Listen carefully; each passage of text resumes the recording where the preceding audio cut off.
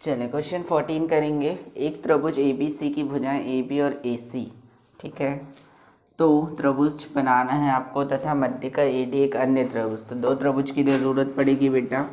तो दो त्रिभुज हम बना लेते हैं। एक भाई साहब का नाम है ए बी सी और दूसरे जो ट्रायंगल हैं उनका नाम है P Q are. P Q are, ठीक है। तो जो ए बी सी की मध्यिका है उसका नाम है ए डी। तो मध्यिका कुछ इस तरीके से ड्रॉ करें। ये हो गई ए डी, ठीक है। ए डी मध्यिका हो गई और दूसरी मध्यिका का नाम है आपका पी एम। दूसरी मध्यिका का नाम है आपका पी एम। तो मध्यिका का काम, ये भाई साहब इसको बराबर पार्ट में डिवाइड करेगा और ये इसको बराबर पार्ट में डिवाइड करेगा, ठीक है। क्रमशः समानुपाती दर्शाई कि triangle A B C P Q R. तो आपको दिया क्या है? आपको दिया है कि इसकी जो भुजाएं हैं वो समानुपाती है, मतलब ए बी का रेशियो पी क्यू से बराबर है, ए सी का रेशियो पी आर से ये बराबर है, ए डी का रेशियो पी एम से। ये आपको क्वेश्चन में गिवन है, ठीक है। इसे दे दें इक्वेशन नंबर 1। इससे हम काम करेंगे। आपको सिद्ध क्या करना है? सिद्ध करना है कि आपको जो सिद्ध करना है यहाँ पे वो करना है कि ट्रायंगल जो ए बी सी है वो समरूप होना चाहिए ट्रायंगल पी क्यू आर के, ठीक है। इस कंडीशन से तो आप कर नहीं पाओगे क्योंकि एक रेशियो आपको और चाहिए यहाँ पे। अगर एक रेशियो है, एक एंगल आपको मिल जाता है तो आप वो कर पाएंगे, ठीक है। उसके लिए आपको क्या करना होगा? त्रिभुज को कुछ प्रूफ करना होगा सर्वांग समरूप, तब जाके आपको एक एंगल या एक साइड और रेशियो में मिलेगी। तो यहाँ करते हैं बेटा रचना, ठीक है, क्योंकि डायरेक्टली हम कर नहीं पाएंगे। तो रचना करते हैं, मीडियन को बढ़ाते हैं, ठीक है।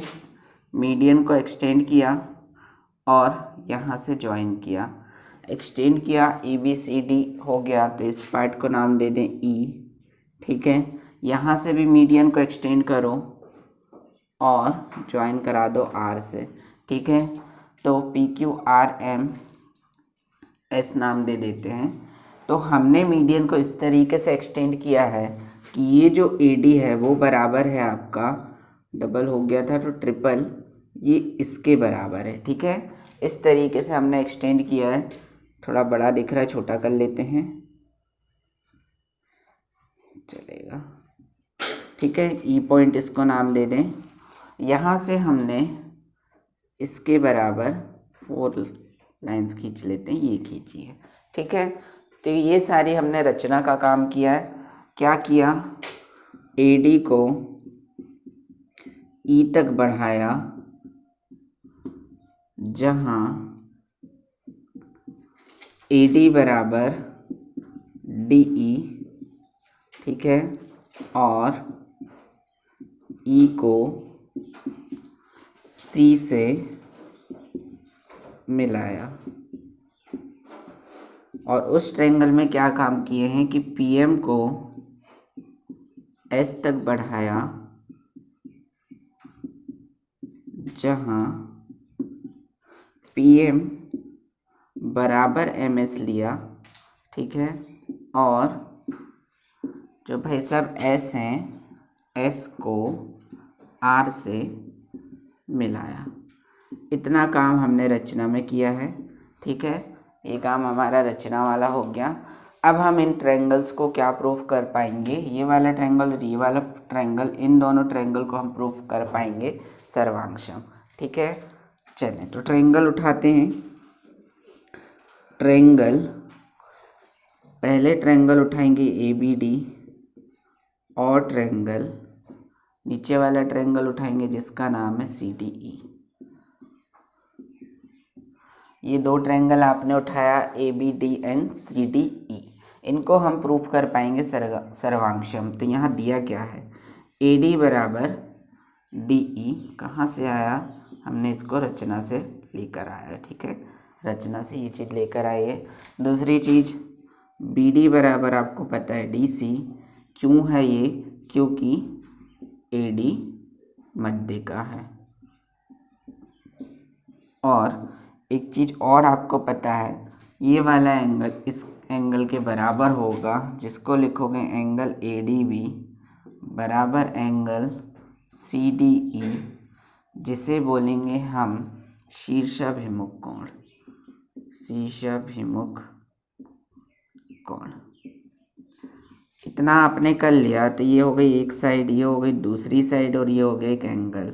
तो यहाँ पे ऐसे सर्वांग क्षमता लगाए हैं हमने, ना कि समरूपता। तो सर्वांग क्षमता से हमने प्रूफ किया कि जो ट्रायंगल है ABD, ये भाई साहब सर्वांगक्षम है ट्रायंगल CDE के।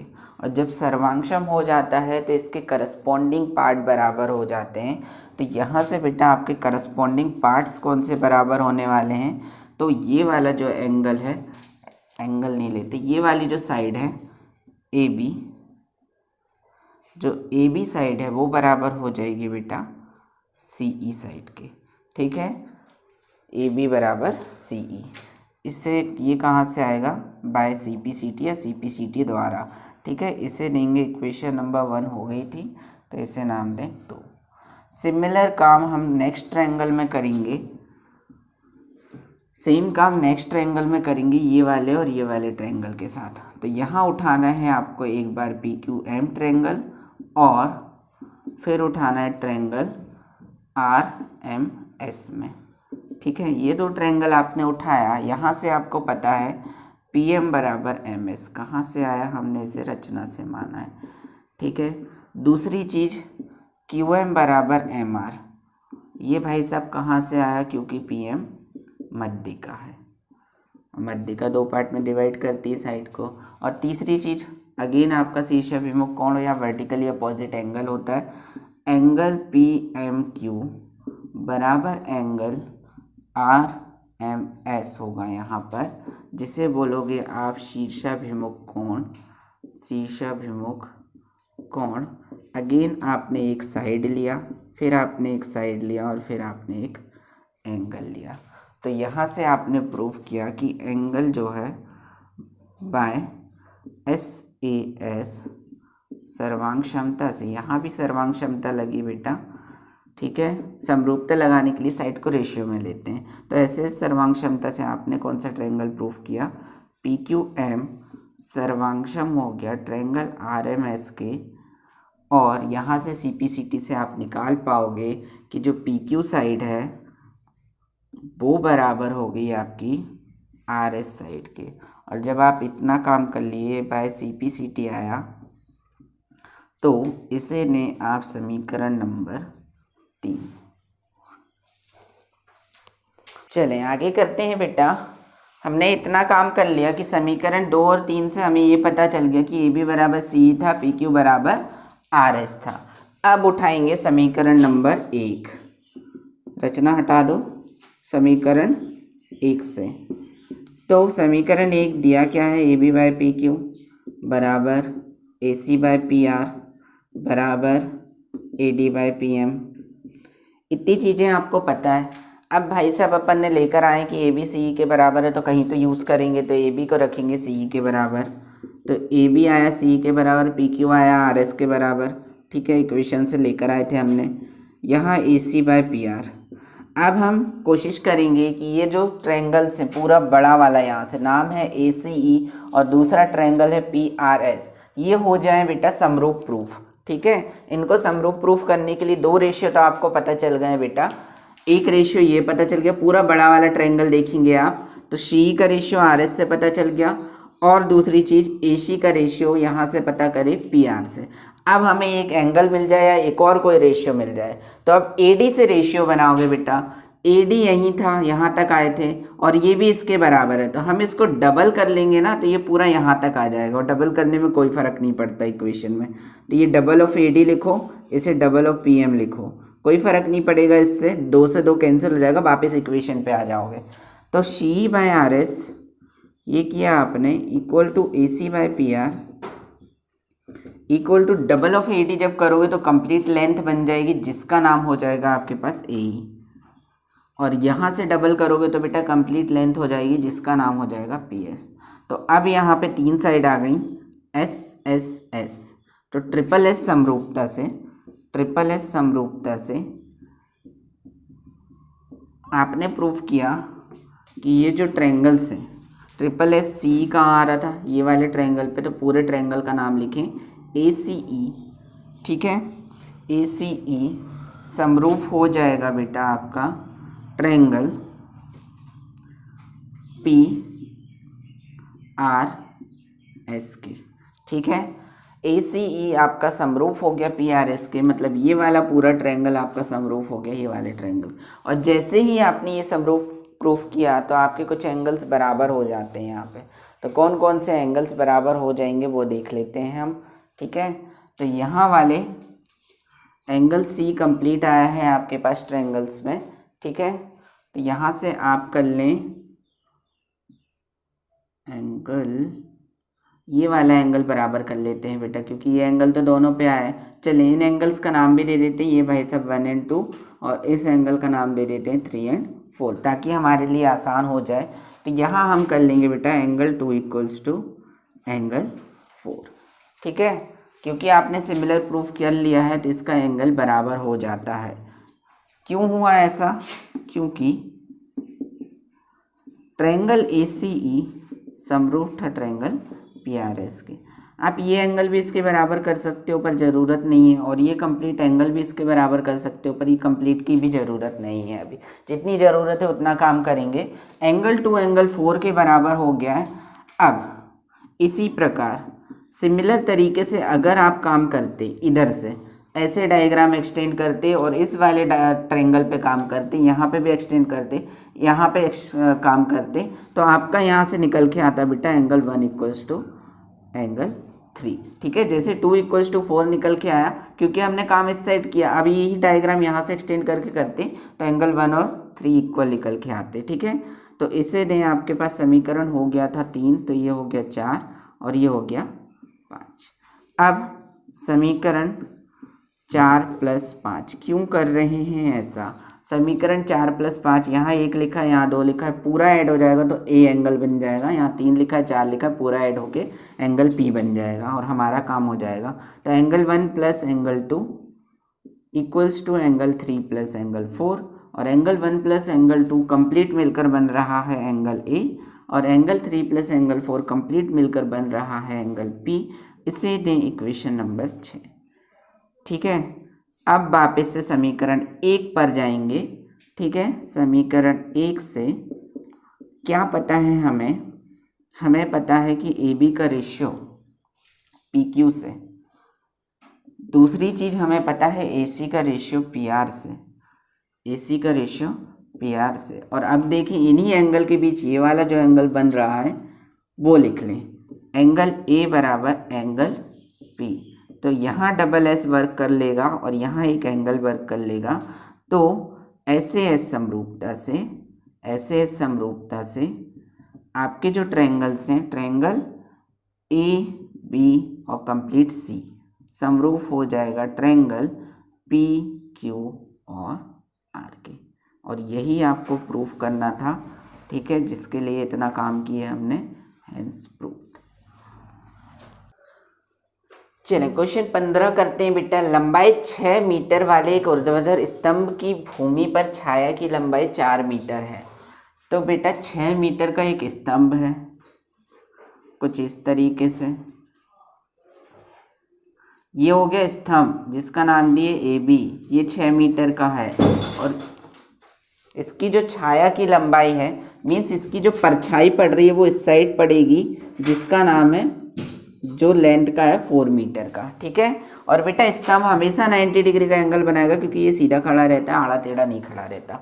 ठीक है, जबकि उसी समय एक मीनार की छाया की लंबाई 28 मीटर की एक दूसरी मीनार आई आपके पास।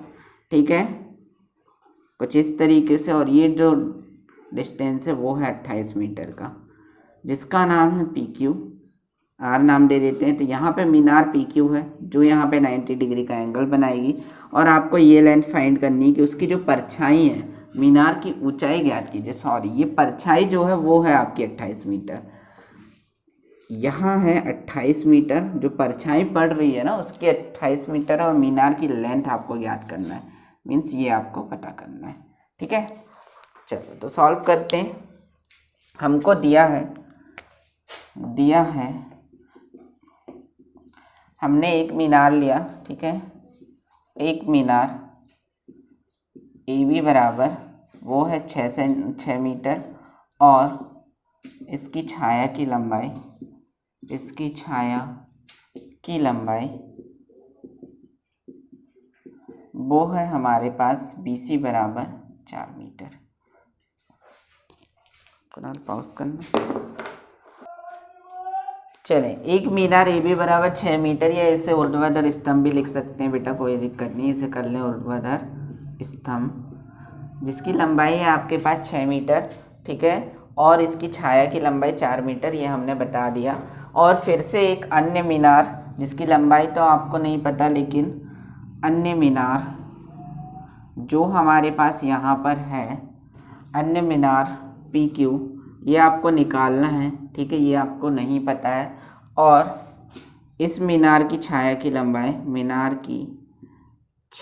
लंबाई दी है, जिसे बोलोगे बेटा छाया की लंबाई दी है, जिसे हम बोलते हैं आर क्यू है जो हमारे लिए, या क्यू आर बोलो, वो है 28 मीटर, ठीक है। अब दोनों ट्रायंगल को आपको पहले सिमिलर प्रूफ करना पड़ेगा, क्योंकि हम सिमिलैरिटी पढ़ रहे हैं। तो हम प्रूफ करेंगे, एक ट्रायंगल लेंगे ट्रायंगल ए बी सी, और दूसरा ट्रायंगल लेंगे ट्रायंगल पी क्यू आर में। एक तो आपको पता ही होना चाहिए कि angle B equals to angle Q, ये 90 डिग्री का एंगल बनाएंगे, ठीक है।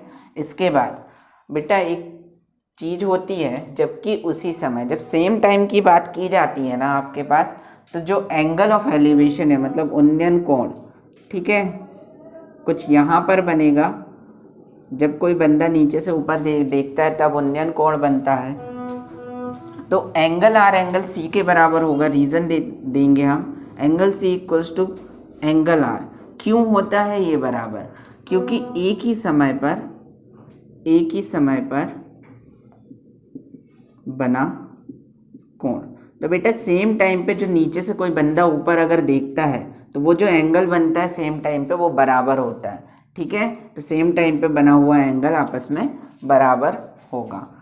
तो ये हो गया एक एंगल, ये हो गया दूसरा एंगल। तो एंगल समरूपता यूज़ करेंगे, एंगल समरूपता से ट्रायंगल ए बी सी समरूप हो जाएगा ट्रायंगल पी क्यू आर के। और जब समरूप हो गया तो इनको साइड को रेशियो में लिख सकते हैं। तो पहली साइड हमें चाहिए ए बी, जिसका रेशियो होगा पी क्यू से, बराबर दूसरी साइड हमें चाहिए बी सी, इस ट्रायंगल से बी सी तो उस ट्रायंगल से क्यू आर, ठीक है। आगे चलते हैं। ए बी का रेशियो, ए बी 6 दिया है, पी क्यू आपको पता है, क्वेश्चन मार्क नहीं पता तो हम लिख लेते हैं पी क्यू इक्वल्स टू, हमें बी सी पता है क्या? हाँ जी, बी सी पता है 4, और क्यू आर भी हमें पता है क्या? बिल्कुल पता है। तो कैंसिल करते हैं, 4 एकम 4, 4 सत्ते 28। तो पी क्यू क्रॉस मल्टीप्लाई कर लो, पी क्यू इंटू 1 तो पी क्यू आएगा, और 6 7 हो जाता है आपके पास 42 मीटर। तो इसका जो आंसर आने वाला है वो 42 मीटर आने वाला है, मतलब मीनार की ऊंचाई आपकी जो होगी वो 42 मीटर की होगी। ये आपका क्वेश्चन का आंसर।